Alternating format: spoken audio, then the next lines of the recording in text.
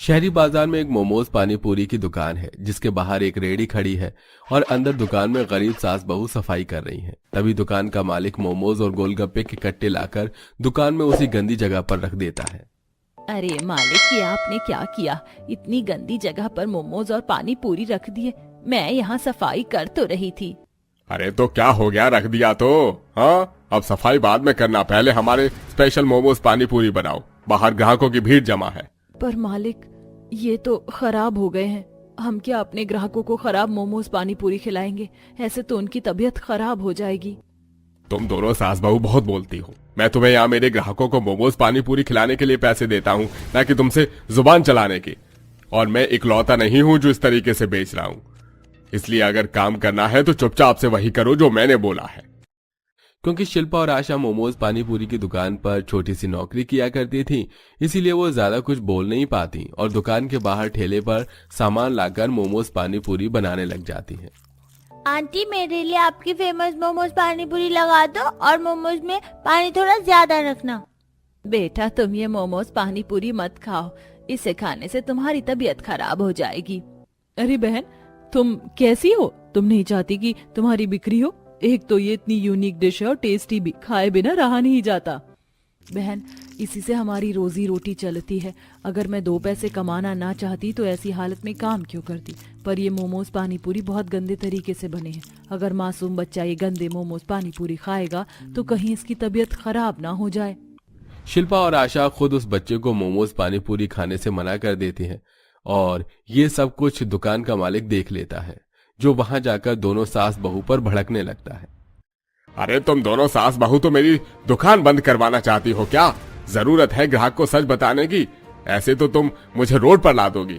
निकलो यहाँ से। तुम जैसे वर्कर को रखने से तो अच्छा है कि मैं अपना काम खुद कर लूं। इस तरह मालिक दोनों सास बहू को नौकरी से निकाल देता है, जिसके बाद दोनों सास बहू निराश अपने घर जाती हैं। माँ, दादी, आप दोनों आ गए क्या? आज भी आप दोनों मेरे लिए मोमोज पानी पूरी लाई हैं? मुझे वो मोमोज पानी पूरी के पानी के साथ बहुत अच्छे लगते हैं खाने में।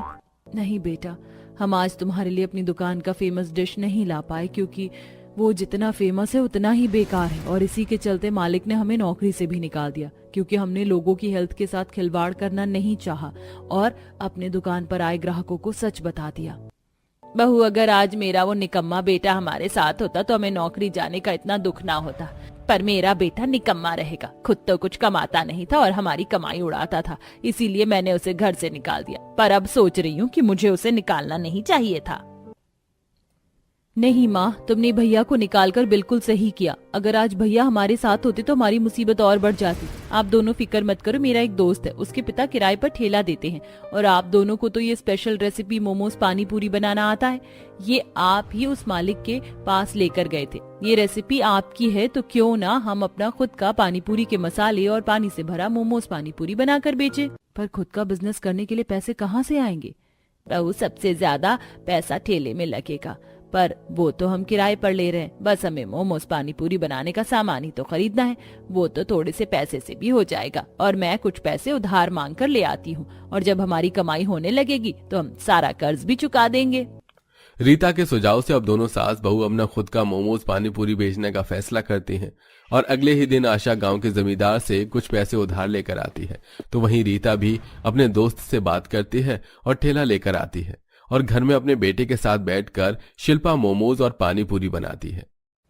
बहू, मैंने ठेला सजा लिया है। अगर मोमोज पानी पूरी तैयार हो गए तो मार्केट चलते हैं इन्हें बेचने के लिए। वैसे भी हम जहाँ काम करते थे वो दुकान अपने गांव से काफी दूर था, पर हम अपना ठेला गांव में ही खोलेंगे। आज से पहले किसी ने भी मोमोज पानी पूरी नहीं खाया होगा। आज जब लोग मोमोज पानी पूरी खाएंगे तो वो भी उंगलियां चाटते रह जाएंगे। अब तो मैं भी रोज आपके हाथों का मोमोज पानी पूरी खाऊंगा। बड़ी ही मुश्किलों के बाद दोनों सास बहू अपना मोमोज पानी पूरी का ठेला मार्केट में लेकर जाती हैं। आइए आइए, अपने गांव में भी मोमोज पानी पूरी का स्वाद लीजिए। ऐसी डिश जो अब तक किसी ने ना खाई होगी। आशा और शिल्पा के आवाज देने पर भी ग्राहक नहीं आते, जिस वजह से आशा और शिल्पा उदास हो जाते हैं और शाम को अपना ठेला लेकर घर जाते हैं। क्या हुआ माँ, आप इतनी दुखी क्यों हैं? बेटा, हमारे एक भी मोमोज पानी पूरी नहीं बिके। ऐसे तो हमारा नुकसान हो जाएगा। लगता है हमारा बिजनेस नहीं चलने वाला। माँ दुखी मत हो, आपका बिजनेस जरूर चलेगा। मैं कल आप लोगों के मोमोज पानी पूरी की एक छोटी सी वीडियो बनाकर सोशल मीडिया पर डाल दूंगी। इस तरह रीता अब अगले दिन खुद ठेले पर जाती है और ग्राहक बनकर मोमोज पानी पूरी खाती है और उसका रिव्यू देते हुए अपनी छोटी सी वीडियो बनाकर सोशल मीडिया पर डाल देती है। तो वहीं रीता को मोमोज पानी पूरी खाता देख एक बच्चा अपनी माँ से मोमोज पानी पूरी खाने की जिद करता है। माँ मुझे भी मोमोज पानी पूरी खाना है, प्लीज खिला दो ना। अरे बेटा, भला मोमोज पानी पूरी भी कोई डिश है? पता नहीं आजकल के लोग क्या क्या इन्वेंशन करते रहते हैं खाने के साथ। देख, अगर मोमोज पानी पूरी का स्वाद अच्छा नहीं हुआ तो तुम बहुत पिटोगे। बहन, बच्चे को डांटो मत। अगर आपको हमारे मोमोज पानी पूरी पसंद ना आए तो आप पैसे मत देना। शिल्पा के कहने पर वो औरत अपने बच्चे के साथ मोमोज पानी पूरी खाने को तैयार हो जाती है। शिल्पा एक प्लेट लेती है जिसमें 4 वेज मोमोज रखती है, उनको बीच में से खोलती है और उसमें पानी डालती है। साथ में ऊपर से क्रिस्प देने के लिए गोलगप्पे का चूरा उसमें डालती है।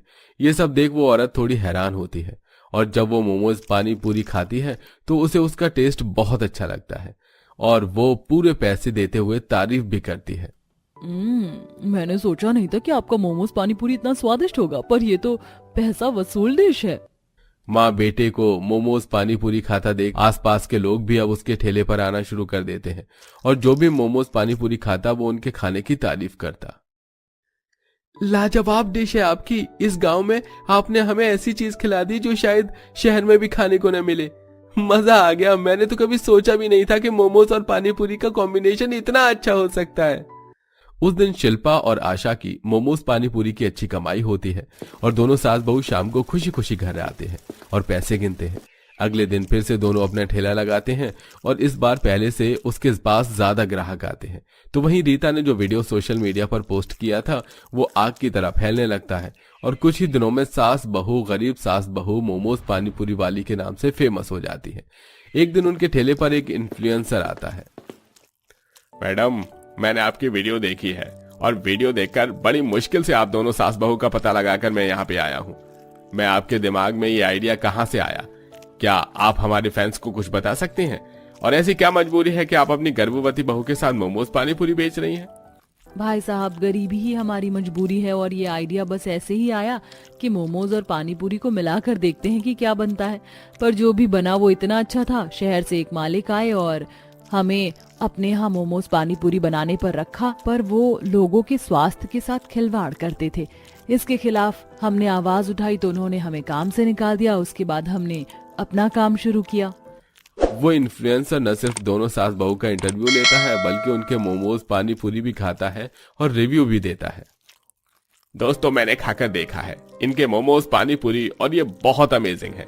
मैं आप सबको सजेस्ट करूंगा कि आप सब भी एक बार रामपुर गांव में आए और इन गरीब फेमस सास बहू के मोमोज पानी पूरी जरूर ट्राई करें। इन्फ्लुएंसर के रिव्यू देखकर अब दूर दूर से लोग उन सास बहू के पास उनका मोमोज पानी पूरी खाने के लिए आते हैं और दोनों सास बहू के ठेले पर इतनी ज्यादा भीड़ जमा हो जाती है कि अब रीता भी अपनी माँ और भाभी के इस काम में मदद करवाती है। बहन, तुम्हारे ठेले पर इतनी भीड़ है, मैं तो कहती हूँ दुकान खोल लो और टोकन बांटना शुरू कर दो। मैं पिछले 2 घंटे से खड़ी हूँ, पर मैंने भी कसम खा ली आज मैं तुम्हारा मोमोज पानी पूरी खाए बिना यहाँ से हिलने वाली नहीं हूँ। अरे आंटी, मैंने भी बहुत नाम सुना है इनका। मेरी भी बड़ी इच्छा है इनके मोमोज पानी पूरी खाने की। माँ, अब तो ग्राहकों की भी डिमांड है। हमें अपना ठेला छोड़कर दुकान खोल ही लेना चाहिए। ग्राहकों की बात सुनकर अब दोनों सास बहू बहुत जल्द अपना खुद का छोटा सा गरीब सास बहू मोमोज पानी पूरी वाली के नाम से खोल लेते हैं और अब उनकी दुकान पर भी काफी भीड़ रहती है। ऐसे ही एक दिन किसी काम से उसका मालिक गांव में आता है और उसकी दुकान पर भीड़ देख दोनों सास बहू से कहता है, मेरी दुकान पर भी तुम यही बनाती थी और यहाँ भी वही कर रही हो, पर तुम दोनों सास बहू यहाँ मुझसे ज्यादा नोट छाप रही हो। आखिर ऐसा क्या किया तुम दोनों सास बहू ने? मालिक, हमने तो सिर्फ अपने ग्राहकों का दिल जीता है, उनके स्वास्थ्य के साथ खेल नहीं खेला। अगर आपने उस दिन हमारी बात मानी होती तो आज आपकी दुकान पर यही भीड़ होती। पर शुक्रिया आपका जो आपने हमें नौकरी से निकाला और हमने अपना खुद का बिजनेस शुरू किया। दोनों सास बहू की बात सुनकर उस मालिक की भी अकल ठिकाने आ जाती है और अब शिल्पा का नवा महीना चल रहा था जिस वजह से वो घर पर बैठकर आराम करती है और कुछ दिनों में वो एक बेटे को जन्म देती है। और इसी बीच उनके हाथ बड़े बड़े टेंडर आते हैं और आशा अपनी दुकान पर कुछ वर्कर रख लेती है और इस तरह कुछ ही महीने में दोनों सास बहू एक बड़ा मोमोज पानी पूरी का रेस्टोरेंट खोल लेती है और अब वो फेमस होने के साथ साथ करोड़पति बन जाती हैं और एक बड़े घर में रहती हैं और काम को बढ़ावा देने के लिए बड़े बड़े एड टीवी शो में अपने मोमोज पानी पूरी का प्रचार करती हैं। पार्वती के दोनों बेटों की शादी एक साथ होती है। जहां विवेक अपनी पसंद की लड़की से शादी करता है तो वहीं पार्वती अपने बड़े बेटे की शादी अपनी पसंद की लड़की से करवाती है। शादी के बाद आज पार्वती की दोनों बहू की पहली रसोई थी, जिसमें दोनों ही बहू अपने परिवार वालों के लिए हलवा बनाती हैं। खाना तो बहुत अच्छा बना है। अच्छा तो होगा ही, आखिर ये हलवा मैंने जो बनाया है। मेरी तो दोनों बहू ही सर्वगुण संपन्न निकली। बहू, तुम दोनों ने खाना बहुत अच्छा बनाया है। ये लो, मेरी तरफ से चांदी के कड़े तुम दोनों के लिए। माँ जी, अगर आपको मुझे कुछ देना ही था तो सोने के कड़े दे देती ना। चांदी के कड़े कौन देता है? और मेरे पास चांदी के पहले से ही बहुत सारे गहने रखे हुए हैं। मुझे आपके इन चांदी के कड़ों की जरूरत नहीं है। पर जेठानी जी गरीब घर से हैं, उन्हें जरूरत होगी, आप इन्हें ही दे दीजिए। सपना बिना चांदी के कड़े लिए अपनी सास का मजाक बनाकर वहां से चली जाती है। ये सब देखकर पार्वती को बहुत बुरा लगता है। माँ जी, देवरानी जी नादान है, उनकी बातों का बुरा मत लगाइए। बहू, मुझे खुशी है कि तू समझदार निकली, तूने समझा। अच्छा तू भी खा ले अब खाना। अब मैं क्या करूं? मेरी छोटी बहू ना सिर्फ अमीर घर से है, बल्कि मेरा बेटा भी उसके पिता के साथ उसी की कंपनी में काम करता है। इसीलिए मुझे उसकी बातें तो सुननी ही पड़ेंगी। अगर घर में रिश्ते खराब हुए तो कहीं बात मेरे बेटे की नौकरी पर ना आ जाए। मुझे उसके लिए सोने के कड़े बनवाने होंगे। इतना बोलकर पार्वती अपने कमरे में चली जाती है। अब इसी तरह कुछ दिन बीत जाते हैं और एक दिन पार्वती जब बाहर बाजार जा रही होती है तो वो सपना को फोन पर किसी से बात करते सुनती है। अरे यार, ये लोग भला मुझे क्या ही दे पाएंगे मेरी पहली रसोई में। इन गरीबों के पास कुछ है ही नहीं देने के लिए। वही पकड़ा रहे थे चांदी के कड़े, मैंने तो लिए नहीं। सपना की बातें सुनकर पार्वती उदास हो जाती है और कुछ देर बाद पार्वती अपने कमरे में जाती है और तिजोरी खोलकर पैसे और गहने देखती है। मेरी छोटी बहू बहुत अमीर है, गलती मेरी ही है। मुझे उसे चांदी के कड़े नहीं देने चाहिए थे। सही कहती है छोटी बहू, मुझे उसे देना ही था तो सोने का कड़ा देना चाहिए। एक काम करती हूँ, मैं अपनी छोटी बहू के लिए सोने के कड़े ही बनवा लेती हूँ। पर मेरे पास तो सिर्फ 10,000 रुपए हैं और सोने के कड़े बनाने के लिए कम से कम मुझे 50-60 हजार रुपए और चाहिए होंगे। अपने पास बचे हुए पैसे देख पार्वती परेशान अपने कमरे में बैठे सोच रही होती है कि तभी वहां पूजा हाथों में कुछ गिफ्ट लेकर आती है। माँ जी, ये मेरे मायके वालों ने आप लोगों के लिए कुछ गिफ्ट भेजे थे, पर मुझे मौका ही नहीं मिला कि मैं आप सबको दे पाऊँ। इसीलिए मैंने सोचा कि ये सारे गिफ्ट आपको दे दूं ताकि आप सबको उनका गिफ्ट दे दें। अरे वाह, लगता है मैं बिल्कुल सही समय पर घर आई हूँ। इतने सारे गिफ्ट, ये सारे गिफ्ट किसके लिए हैं भाभी? ये सारे गिफ्ट आपकी माँ जी, मेरी देवरानी जी और तुम्हारे भैया जी के लिए हैं। मेरे मायके वालों ने दिया है। तुम्हारे भैया तो रात में आएंगे तो मैंने उन्हें उनका गिफ्ट खुद दे दूंगी। काजल, तुम एक काम करो ना, देवरानी जी को बुला लो और अपने हाथों से ही आप सबको आपके गिफ्ट दे देती हूँ। पूजा के कहने पर काजल अपनी छोटी भाभी को भी अपनी माँ के कमरे में बुलाती है, जहाँ एक एक करके पूजा सबको उनका गिफ्ट देती है। और जब सपना सबके गिफ्ट देखती है तो एक बार फिर से हंसने लगती है। हे भगवान, मेरे लिए ये चांदी की अंगूठी, ननद जी के लिए गले की चांदी की चेन और माँ जी के लिए साधारण सी साड़ी और शगुन के तौर पर पैसे। भला इतना सस्ता गिफ्ट कोई कैसे दे देता है? हो ना हो जेठानी जी, आपके घर वालों ने मेरे पति के लिए भी जरूर पैंट शर्ट का कपड़ा रखा होगा। अरे देना ही था तो कुछ अच्छा गिफ्ट देते ना, जो देखने में भी अच्छा लगता और देने में भी अच्छा लगता। बहू, बड़ी बहू के मायके वाले इतने अमीर नहीं कि वो कुछ महंगी चीज दे सके। उन्होंने तो बस तोहफा देकर अपना और हमारा मान रखा है। ऐसा घटिया तोहफा देकर भला किसका मान रखा गया है? इससे अच्छा कुछ देते ही ना। मुझे तो नहीं चाहिए जेठानी जी का ये गिफ्ट। जेठानी जी, आपका गिफ्ट आपको ही मुबारक हो। एक बार फिर सपना अपनी जेठानी के तोहफे का मजाक बनाकर वहां से चली जाती है। पर इस बार न सिर्फ पार्वती को बुरा लगता है बल्कि काजल और पूजा के दिल को भी ठेस पहुंचती है। छोटी भाभी कितनी घमंडी है, खुद को अपने मायके से कुछ नहीं लेकर आई और भाभी के गिफ्ट का मजाक बना रही है। काजल, ऐसा मत बोलो, जानती हो ना वो अमीर घर से है और तुम्हारे भैया तुम्हारी भाभी के पापा की ही कंपनी में काम करते हैं। अगर यहाँ पर तुम्हारी भाभी को जरा भी दिक्कत हुई तो इसका असर तुम्हारे भैया की नौकरी पर भी पड़ सकता है। जहां एक तरफ पूरा परिवार सपना की इन हरकतों को बर्दाश्त कर रहा होता है तो वहीं पार्वती पैसों का इंतजाम कर रही होती है ताकि वो अपनी बहू को सोने का कड़ा दे सके। और तभी उसे अपनी दोस्त उषा की याद आती है। उषा बहन, मैंने तुझे कुछ समय पहले 30,000 रुपए दिए थे। मुझे उन पैसों की बहुत जरूरत है। क्या तू मुझे मेरे पैसे दे सकती है? हाँ पार्वती, क्यों नहीं, वो पैसे तो तेरे ही हैं, बस तू मुझे 10 दिन का समय दे। हाँ उषा, क्यों नहीं। चलो, पैसों का इंतजाम तो हो क्या, सोने के कड़े दे सकूंगी, बस 10 दिन की बात है। पार्वती अपनी बहू को सोने के कड़े देने के लिए पैसों का इंतजाम तो कर लेती है, पर इन 10 दिन में पार्वती अपनी छोटी बहू का असली रूप भी देखती है। सपना, मैं जानता हूं तुम बड़े घर से हो, तुमने कभी अपने घर में काम नहीं किया होगा, पर आज तुम्हारी जिठानी की तबीयत कुछ ठीक नहीं है और काजल कॉलेज गई है, तो क्या तुम मेरे लिए नाश्ता बना सकती हो? जेठ जी, आपको क्या मैं नौकरानी नजर आ रही हूँ? आपने सोच कैसे लिया कि मैं आपके लिए नाश्ता बना दूंगी? मेरा पति भी तो भूखा है और मैं आपके लिए इतनी मेहनत करूंगी? भूल जाइए। पंकज बेटा, तू फिक्र मत कर, तेरी माँ भी जिंदा है, मैं तेरे लिए नाश्ता बना देती हूँ।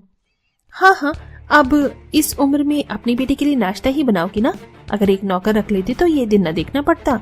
सपना अकड़ दिखाकर वहां से चली जाती है और पार्वती सपना का ये रूप देखकर हैरान रह जाती है। इसी तरह कुछ दिन बीत जाते हैं और ऐसे ही एक दिन उषा पार्वती को उसके पैसे देने के लिए घर जाती है, जहां उषा सपना को देख उसकी तारीफ करती है। पार्वती, तो ये है तेरी छोटी बहू जिसकी तू मुझसे इतनी तारीफ कर रही थी। तेरी बहू तो सच में चांद का टुकड़ा है। माँ जी, कैसे कैसे गरीब लोगों को आप घर में उठा कर ले आती हैं? आप लोगों को मैं झेल रही हूँ वो कम है क्या, जो मुझे जोकर बनाकर उनके सामने बिठाया जा रहा है? अपने दोस्त को बोलो जैसी आई है वैसे ही उल्टे पैर यहाँ से चली जाए। मेरा इससे बात करने का मन नहीं है, मैं अपने कमरे में आराम करने जा रही हूँ। पर बहू, 2 मिनट की तो बात है, अगर तू थोड़ी बात कर लेगी तो छोटी नहीं हो जाएगी। मैं आप गरीबों के साथ रह रही हूँ, इसका मतलब ये नहीं कि मैं चलते फिरते हर गरीबों से बात करूँ। फिर मैं इंटरेस्टेड भी नहीं हूँ आपकी दोस्त से बात करने में, मैं जा रही हूँ। पार्वती, तू अपनी ऐसी बहू के लिए सोच रही है? भगवान का शुक्र है कि मैं अपने घर में अमीर बहू नहीं लेकर आई। मैं तो यहाँ सिर्फ तुझे तेरे पैसे देने के लिए आई थी, पर तेरी बहू को देखा तो सोचा तेरी बहू से भी 2 बातें कर लूं। पर लगता है तेरी बहू को बात करना ही नहीं पसंद। इतना बोलकर उषा वहां से जाने ही लगती है कि तभी वहां पार्वती की बड़ी बहू आती है। आंटी जी, आप इतनी दूर से आई हैं और बिना खाए ही जा रही हैं। मैं अपनी देवरानी की तरफ से माफी मांगती हूँ, आप कुछ खा लीजिए। नहीं बहू, तुम्हारी देवरानी की बातों से मेरा पेट भर गया। पार्वती, जितना तू अपनी छोटी बहू के लिए सोच रही है, अगर बड़ी बहू के लिए सोच ले तो ज्यादा अच्छा होगा। इतना बोलकर उषा पार्वती को उसके पैसे देकर वहां से चली जाती है और अगले ही दिन पार्वती दुकान से अपनी बहू के लिए सोने के कड़े खरीद कर लाती है और शाम को अपने पूरे परिवार के सामने दोनों देवरानी जेठानी से कहती है, मेरी छोटी बहू को अपनी पहली रसोई में नेक में सोने के कड़े चाहिए थे, पर मैं उस समय उसे उसका तोहफा नहीं दे सकी, पर आज मैंने सोने के कड़े खरीद लिए हैं। क्या सच में? माँ जी, माँ जी, आप तो बहुत अच्छी निकली। मुझे तो लगा कि आप जैसे गरीब सास कभी अपनी बहू को सोने के कड़े नहीं दे पाएगी, पर आपने मेरे लिए इतना सोचा, मुझे ये सोचकर बहुत खुशी हो रही है। काश की बहू, जितनी खुशी तुझे हो रही है उतनी ही खुशी मुझे भी तेरी सोच से हो पाती। मैंने ये सोने के कड़े खरीद तो लिए तेरे लिए, पर मैं ये सोने के कड़े अपने सोने जैसे दिल वाली तेरी जेठानी यानी बड़ी बहू पूजा को देना चाहती हूँ, जिसने हमेशा इस घर को संभाला और ये साबित कर दिया कि पूजा इस घर के लिए परफेक्ट बहू है और वो ये सोने के कड़े डिजर्व करती है, ना कि तुम। माँ, आज तुमने बिल्कुल सही फैसला लिया है। पार्वती के इस फैसले से सभी को बहुत खुशी होती है, तो वहीं अपनी सास के इस फैसले से सपना की आंखें खुल जाती हैं और उसका सिर शर्म से झुक जाता है।